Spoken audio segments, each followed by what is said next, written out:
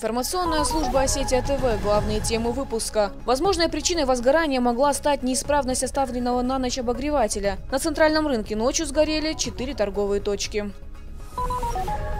Как сделать Цей современным круглогодичным курортом мирового уровня? Эта тема стала главной на выездном совещании Сергея Такоева. Самый быстрый пожарный. В Северной Осетии прошли соревнования по легкой атлетике среди подразделений Федеральной противопожарной службы республики. Эти и другие темы далее подробно.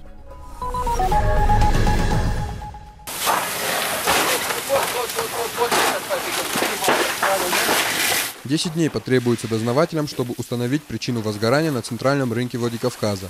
Напомним, в ночь на 14 апреля произошел крупный пожар, к тушению которого было привлечено 12 пожарных машин и 42 человека личного состава противопожарной службы МЧС. В половине третьего ночи очаг возгорания был локализован. Никто из людей не пострадал. На месте происшествия работают дознаватели, которые должны установить причины возгорания. Проводятся следственные мероприятия, направленные на установление причины пожара, виновного лица и всех обстоятельств, которые способствовали произошедшему пожару. То есть, начиная с надзорных мероприятий, мы будем смотреть, каким образом проверка осуществлялась государственными инспекторами по пожарному надзору на данном объекте и что непосредственно причиной пожара послужило. Все эти обстоятельства выясняем.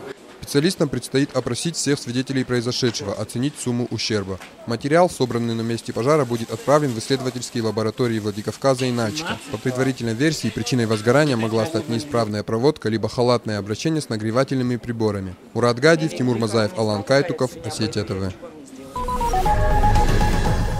Премьер-министр Северной Осетии провел сегодня выездное совещание в Цее по вопросам развития туризма. В мероприятии также приняли участие министр туризма, предпринимательства и инвестиционной политики Алан Диамбеков, начальники ведомств и руководители турбаз Цейского ущелья. Горный курорт популярный еще во времена СССР. Здесь был перевалочный пункт восхождения альпинистов, а также один из центров бардовского движения. Цей растерял былую славу вместе с распадом Союза. Сегодня он ассоциируется прежде всего с зимним отдыхом. В межсезонье в этих местах туристическое затишье. Все это было санатории, здравницы и так далее, все это было профсоюза, это были зоны отдыха трудящихся.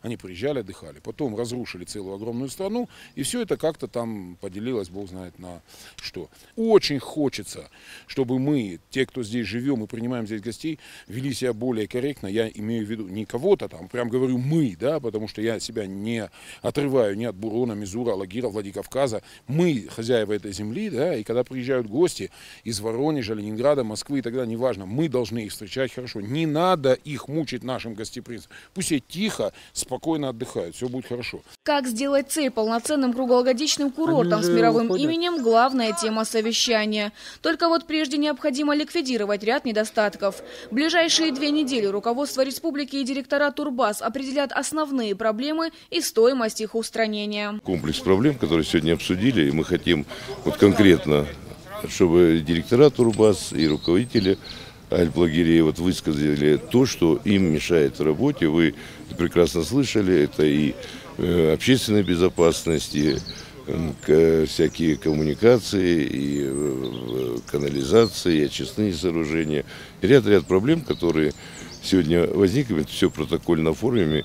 Каждый получит поручение. По каждой проблеме будут конкретные указанные протокольные решения и поручения будут даны.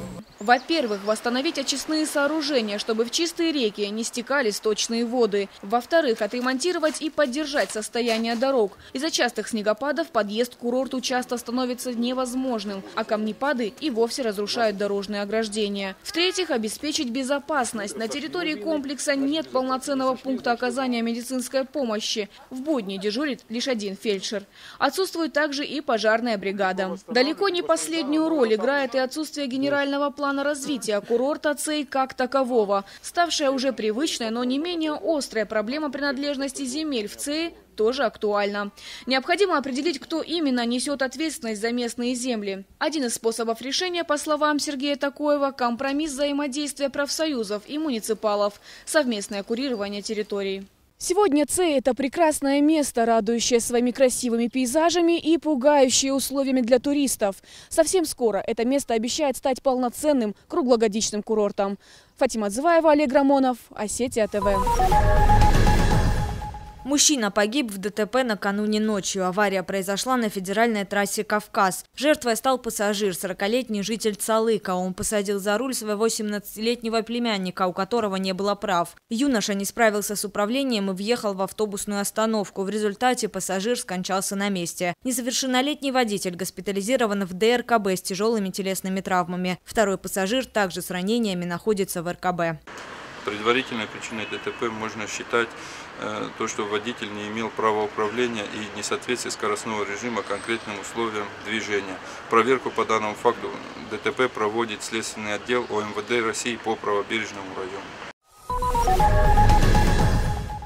Современный пожарный должен быть быстрым и выносливым. В Северной Осетии прошли соревнования по легкой атлетике среди подразделений Федеральной противопожарной службы республики. За призовые места боролись сотрудники всех пожарно-спасательных частей. Победители определялись в личном и командном первенствах. От каждой команды было заявлено 3 бегуна на дистанцию 100, 200 и 1000 метров, а также девушка на дистанцию 400 метров. Победители соревнований определялись по сумме баллов, полученных за каждую дисциплину.